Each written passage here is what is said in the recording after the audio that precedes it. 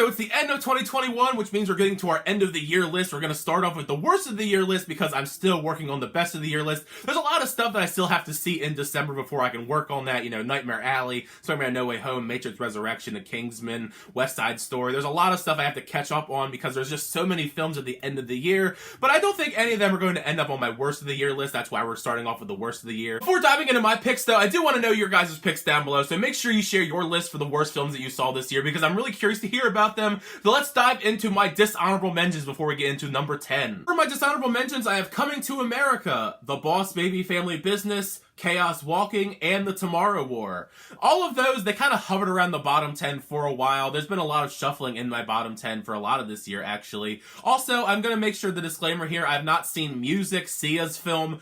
I don't need to see that. If I did see it, it would probably be in my bottom 10 of the year, but it was a problematic film that I had no interest in. I knew it was going to be bad, so I actually did avoid that one. But without further ado, though, let's get into number 10. At number 10, I have Snake Eyes G.I. Joe Origins. This was such a massive disappointment because you have all the ingredients here to make an awesome action film starring Henry Golding, setting up this new G.I. Joe universe with him as the starring role, and you fail completely. I don't even think that most of the blame should be shifted onto Henry Golding because I don't think a lot of the film's problems are his fault outside of the bad accent that he puts on because that accent is rough. It mostly comes down to the story. It's just executed in a very outdated cliche way. It's a very generic script, and it's just too boring because you're trying to get me invested in Snake Eyes and building up this new G.I. Joe universe, and I really don't care about any of these people. Most of the characters in the film are very unlikable. Even with all of those flaws, in an action film, at least if the action is okay, you're still getting some sort of fun and enjoyment out of the film, but Snake Eyes G.I. Joe Origins probably has some of the worst action sequences that I've seen put to screen in all of 2021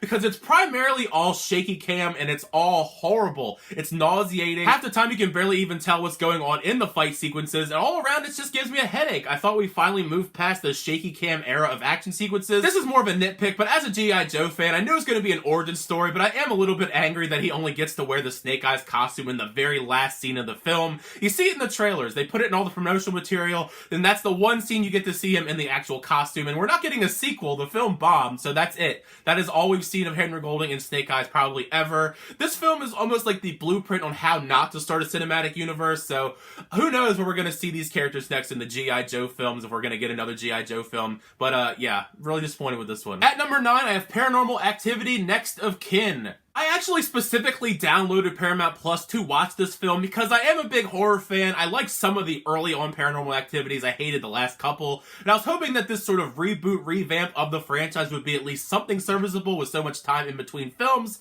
but it wasn't. As is the norm with the Paranormal Activity films, the plot as usual moves extremely slow. You get terrible cheap jump scares that are scattered throughout to try and keep you alert. The formula here is just gotten so old and stale, and they're just kind of trying to do it once again. We are kind of being very derivative of films that we've seen in recent past in the horror genre, especially Midsommar. It feels like they watched Midsommar and then tried to wrap it around a Paranormal Activity plot, except for now it's Amish people because we're trying to make Amish people scary, I guess. On the whole, it's not a very good horror film. It doesn't offer anything new or fresh or breathe new life in the Paranormal Activity franchise, and I think as a whole, found footage, especially with Paranormal Activity, I think we should kind of just bury it once again. I don't think we need to continue on with these films anymore. At number 8, I have Don't Breathe 2. Who thought it would be a good idea to make the bad guy from the first film into a hero I'm supposed to root for? This film doesn't really deserve to exist. The only reason it really exists is because the first Don't Breathe made over $150 million at the box office. It's honestly just a huge slap in the face having this horrible blind man now become this character that we're supposed to be sympathetic towards and redeem in the end for his actions. Like, no, I mean, there are horror icons that people root for and like Freddy Krueger, Michael Myers, Jason Voorhees, but we don't really try and redeem them in any way. It's not like we're gonna retroactively make them good guys. Stephen Lang's character was a bad guy, and that's what made him so interesting in the first film, and now we kind of just make him a good guy, be redeemed, and kind of just ignore some of the bad stuff in his past. It's a preposterous decision all around, and the writing for the film doesn't really help hammer that point home any further with the bad writing choices, the bad performances, and just all around icky feeling from watching this film.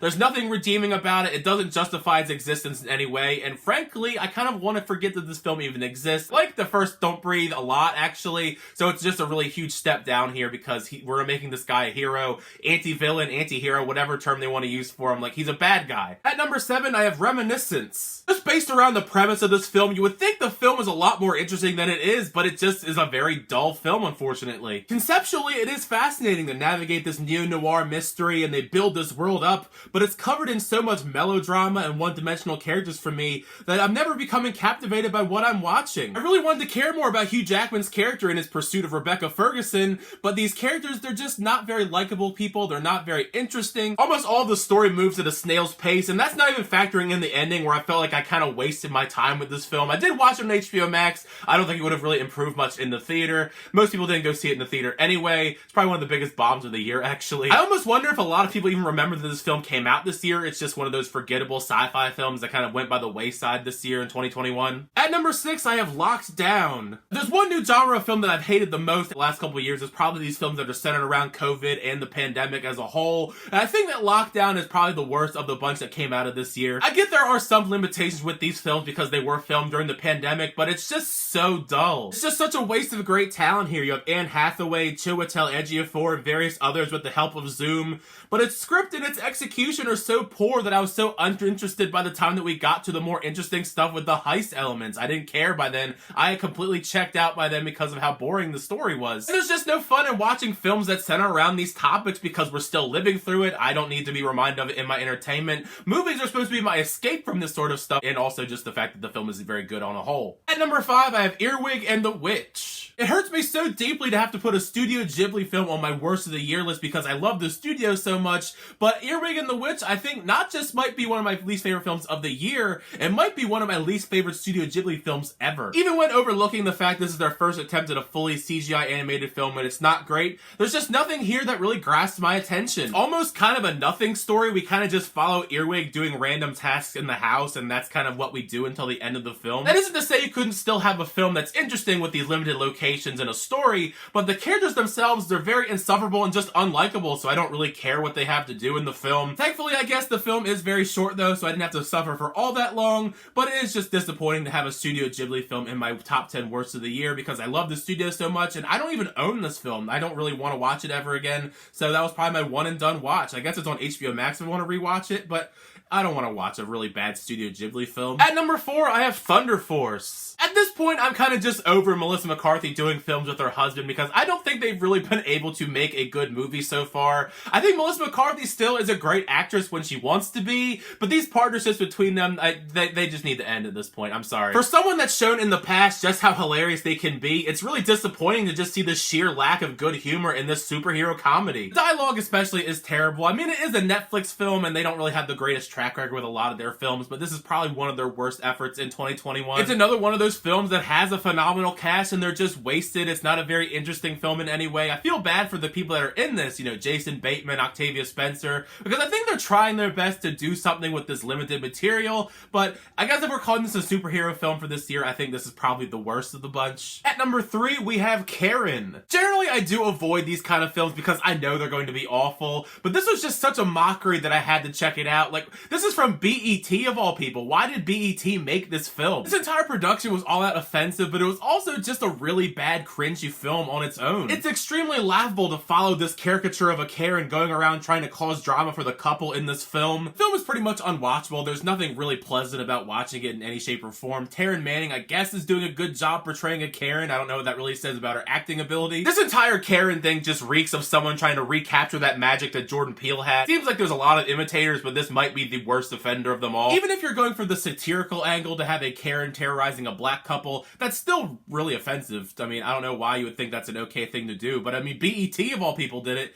But yeah, one of the worst movies of the year is Karen. Who would have thought that would be something that I would say in 2021? At number 2, we have Amazon's Cinderella. What an absolutely bland interpretation of Cinderella. I know that every single time we adapt Cinderella, you want to try and put your own spin on it, but their whole entire approach here with the whole girl bossification of Cinderella in that story really isn't great, especially when the story built around it gets overly convoluted because you're throwing in all these really bad top 40 pop songs that don't really fit the theme of the movie. Most of them are just weirdly sprinkled in throughout the film and they have like no rhyme or reason to them. It certainly doesn't help that the songs that we do have, they don't really sound all that good. It's really noticeable when you have so many great musicals coming out this year that this is probably the worst of them all. I hate to harp on Camila Cabello because I do like some of her music in the past, especially when she was back with Fifth Harmony, but I do think a large portion of why this film doesn't work is because of her. Her acting range is very limited, but also the fact that the songs that she's given don't really fit her voice that well either, so it's kind of just a big double negative there. But yeah, overall, this was not a very fun experience for me to watch this film when it came out on Amazon Prime Video.